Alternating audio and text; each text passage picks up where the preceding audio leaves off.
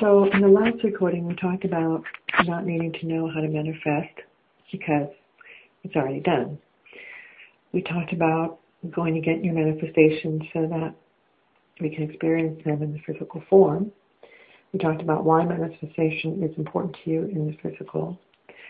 So now I'd like to talk about the relationship between your physical and non-physical self and why this is key to your manifestations. Think about a child in the playground playing.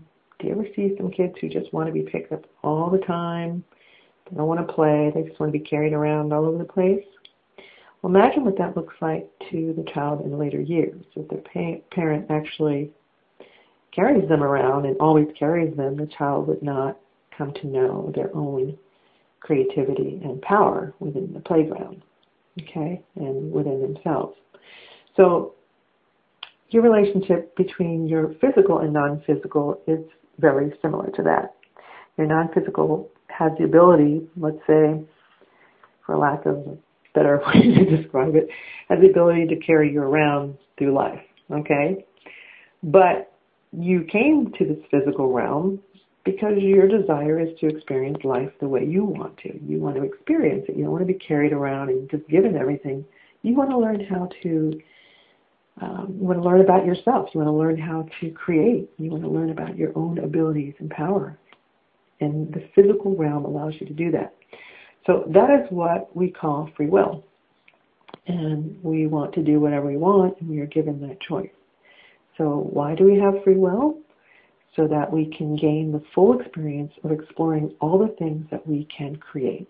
That is what free will is all about. Just for the mere fact that it gives us the full experience of exploring all the ways that we can create freely, okay? Why do we want to be able to explore all the ways that we can create? Because that is how we expand, okay? We're constantly wanting to expand. Do you ever just sit in a room and your mind just goes, because you're always wanting to create, explore, and expand, and grow, and learn, and learn, and learn? That's our nature. That's who we are. So to be able to explore all the ways that we can create is how we learned and how we expand, okay? That is how we evolve. We learn about ourselves through play in the physical form, and it is through this play in the physical that our non-physical selves evolve and expand in the constant newness of who we become, okay?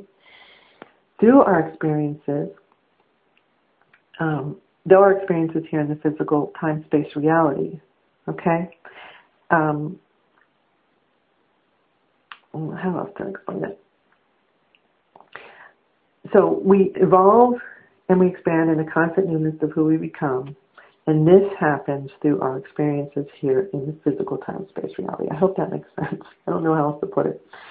So it is through this relationship between our physical selves and our non-physical selves that deciphers what we put into our physical reality from moment to moment. Okay, those are our manifestations. Those are our desires from moment to moment.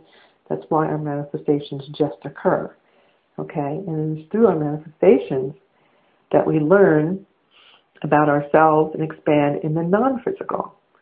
This is why the perception of time, space is so very cool. Okay, I hope all that makes sense, because it is just all about that relationship between our physical and non-physical selves, okay?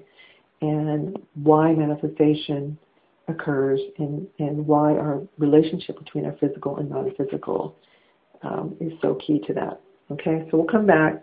We'll talk about other ways in which manifestation occurs.